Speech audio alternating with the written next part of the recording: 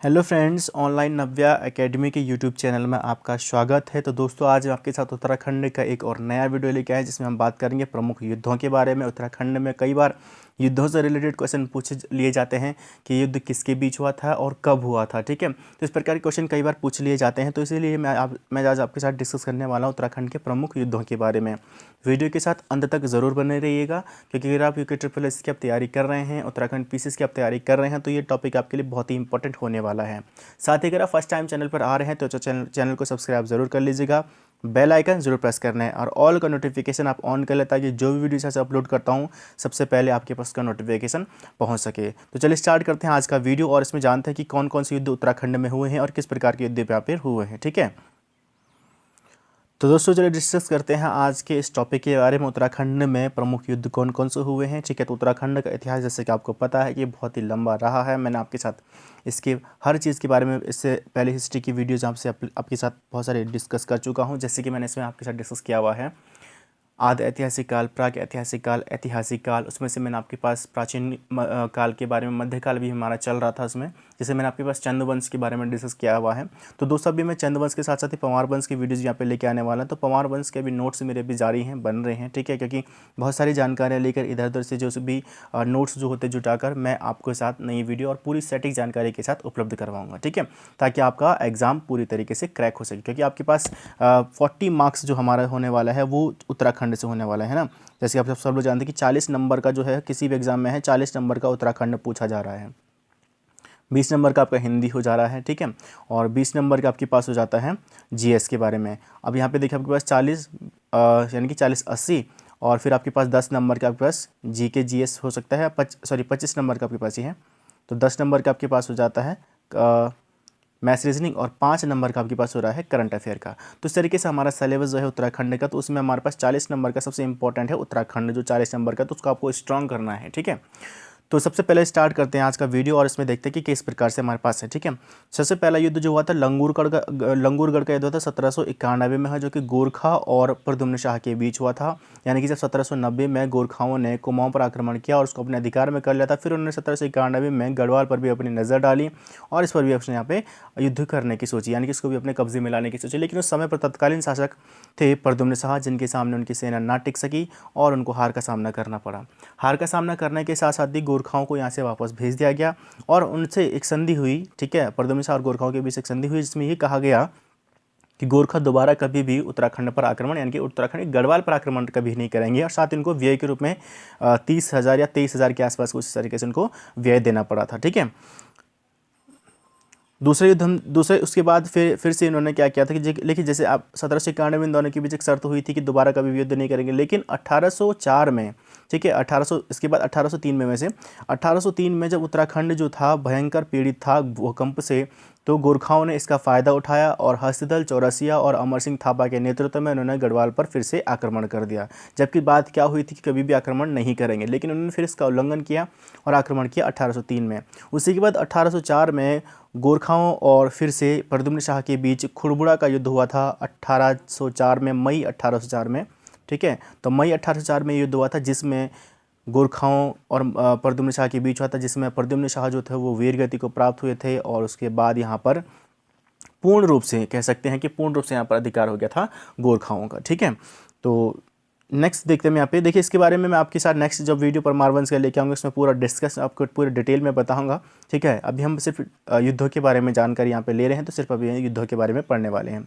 अगला जो युद्ध हुआ था वो था ग्वालदम का युद्ध। तो ग्वालदम का युद्ध जो हुआ था 1591 में हुआ था। 1591 में रुद्रचंद और बलभद्र शाह के बीच में हुआ था। अगला युद्ध की अगर हम बात करें तो बधानगढ़ का युद्ध हुआ था। बधानगढ़ का युद्ध भी 1591 में हुआ था, जो कि रुद्रचंद और बलभद्र शाह के बीच, देखो दो युद्ध हुए थे, रुद्रचंद और बलभद्र शाह के बीच दो युद्ध हुए हैं। एक तो हुआ ग्वालदम का युद्ध 1591 में और एक हुआ था बधानगढ़ का युद्ध 1591 में। दोनों के दोनों युद्ध हुए हैं रुद्रचंद और बलभद्र शाह के बीच में। अगला क्वेश्चन है दुधौली का युद्ध जो हुआ था वो किसके बीच हुआ था। तो 1703 में दुधौली का युद्ध हुआ था, जो कि ज्ञानचंद और फतेह शाह के बीच में हुआ था। किसके बीच में हुआ था? ज्ञानचंद और फतेह शाह के बीच में हुआ था। नेक्स्ट पॉइंट हम लेके चलते हैं, भंगाड़ी का युद्ध जो हुआ था। तो भंगाड़ी का युद्ध जो हुआ था वो गुरु गोविंद सिंह और फतेह शाह के बीच हुआ था। देखिए फ्रेंड्स, इसके बारे में जो कुछ मैंने आपके पास, जैसे कि जो मैं ईयर लेके चल रहा हूँ इसका एग्जैक्ट जो मुझे सेम टू सेम मिला हुआ है सभी बुक में, वही मैं आपके साथ डिस्कस कर रहा हूँ।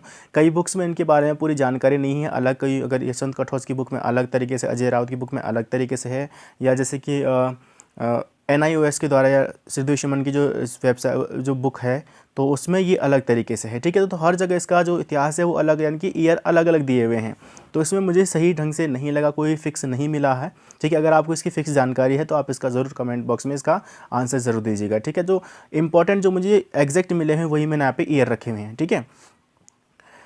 तो भंगाड़ी का युद्ध जो था गुरु गोविंद सिंह और फतेह शाह के बीच हुआ था, ठीक है। फतेह शाह के साथ दो युद्ध हुए हैं, एक तो भंगाड़ी का युद्ध हुआ, एक दुधौली का युद्ध। दुधौली का युद्ध जो हुआ 1703 में ज्ञानचंद के साथ हुआ था फतेह शाह का, और जबकि भंगाड़ी का जो युद्ध हुआ था वो गुरु गोविंद सिंह के साथ हुआ था। इसका उल्लेख जो मिलता है वो गुरु गोविंद सिंह की जीवनी जो है वो विचित्र नाटक में मिलता है, ठीक है।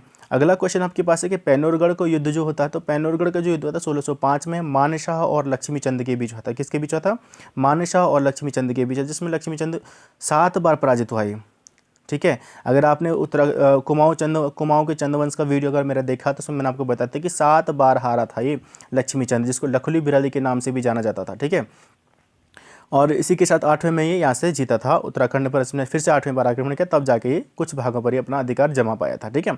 अगला क्वेश्चन देखते हैं यहाँ पे, बगवाली पोखर का जो युद्ध हुआ था वो 1777 में हुआ था, जो कि मोहनचंद, जिसको मोहन सिंह रौतेला और ललित शाह के बीच हुआ था। देखिए फ्रेंड्स, अगर आपने, जैसे मैंने पहले बताया कि चंद्रवंश अगर आपने वीडियो ढंग से देखा हुआ तो आपको यहाँ पे जरूर याद आ गया होगा, दीपचंद के बारे में आपको याद आ गया होगा, ठीक है। दीपचंद जो था, दीपचंद और उसके दोनों पुत्रों को चालाकी से षड्यंत्र के साथ इस मोहन सिंह रौतेला ने उनको मार दिया और अपने आप ही क्या करता था, गद्दी पर बैठ गया था। लेकिन दीपचंद और प्रदीप शाह के बीच, ठीक है, अच्छे रिश्ते थे, तो उसका पुत्र था ललित शाह।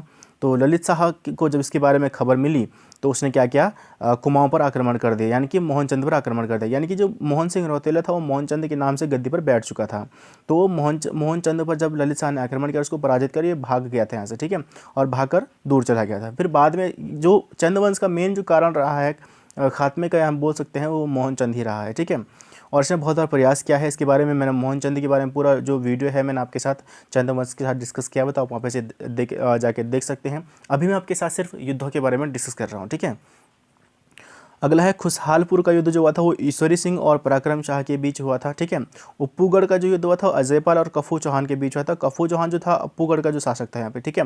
उप्पूगढ़ का शासक था कफू चौहान। कफू चौहान एक बहुत वीर योद्धा था, जिसको अजयपाल ने एक वीर योद्धा की भी इसको उपाधि दी हुई है, वीर शब्द उसके लिए यूज किया हुआ है, ठीक है। तो इसके बारे में हम अभी डिस्कस करेंगे, कफू चौहान का मैं स्पेशली वीडियो आपके साथ डिस्कस करूंगा, ठीक है।